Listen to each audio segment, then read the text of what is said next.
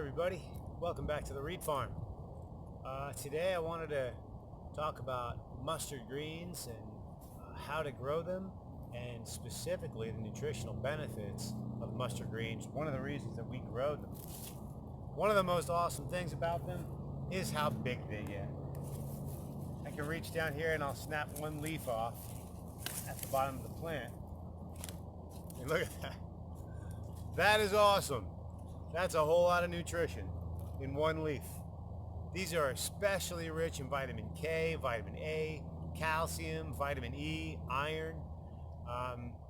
There's several other, a lot of vitamin C, there's manganese in good amounts. But one of the most important things about mustard is the isothiocyanate content, which we've talked about that also on our broccoli video, which is a couple of compounds, sulfur-containing compounds, that are specifically being researched, a lot of cancer research, and figuring out how to combat cancer.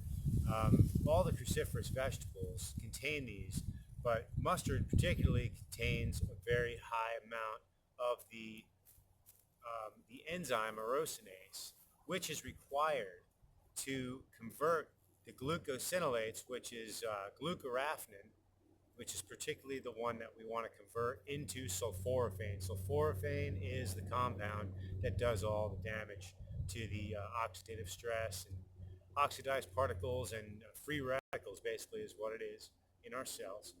So when you're looking at something like this, recommended dose is like a cup to a cup and a half a day. There's several servings right here in one leaf.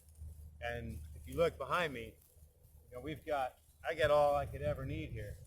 This is just, there's so much food here in these gigantic leaves.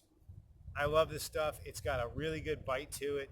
But one of the nice things about it that you can do is you take a piece of it and you can make beans and rice and whatever kind of filling you might want to use for a burrito, and you use this as the wrap because it's actually fairly tough. And you can wrap up your food in it. While it has that really good bite to it, when you mix it with other foods, the bite just seems to disappear into the other food. And you get all the benefits of it. And it's just a great way to include mustard in your diet. Now what I've found here in growing it, it does extremely well one single plant at a time. This is only one plant, one seed right here. This is actually from last year's harvest when it went to seed. And a few of the seeds got dropped in the ground. That's what you see behind me here.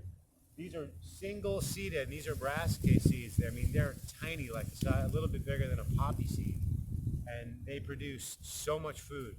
I have another patch that I'll take the camera over to and get another shot of, where I used my auto seeder to lay down seed in a big long row, and you'll notice that the leaves there are not even half the size of these because they are crowded together so tightly and they're just competing for nutrients. So when you're looking to grow these beautiful mustard leaves, it's important to grow them single seeds at a time to get the most gigantic leaves you can possibly get. Here's Mickey, my garden cat. He loves to come find me out here. What are you doing, buddy? What are you doing, my boy? This is the coolest cat ever. Here, I'm over at this other patch where I seeded pretty heavily with my auto seeder, and you can see they're just a lot smaller. They never got to that same size. These bunch right here particularly have gone to seed. They have bolted, which shoots up this big long stalk out of the top, and now they're flower, and you can see each one of these flowers, as they pollinate, will create a little pod.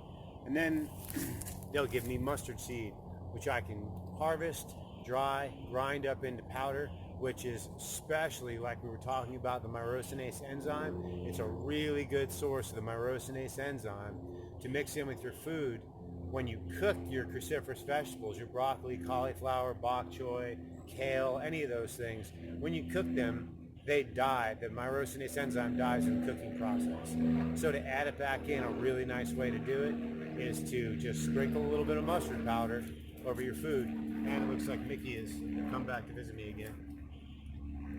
So this is a great way to not only grow the food that you want to eat, but also grow your enzymes to add into your other foods to activate the glucoraphanin myrosinase process that creates sulforaphane that is so important to our body for detoxification.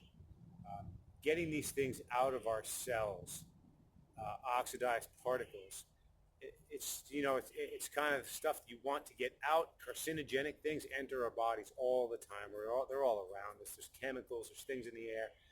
Getting them out is our best defense against cancer. Not putting them in, but when they do get in, get them out. This is where we need our antioxidants and these powerful compounds that battle this kind of stuff. And here it is, growing right in my backyard. So that's all I have for you today. Please like, subscribe, and share, and see you on the next one.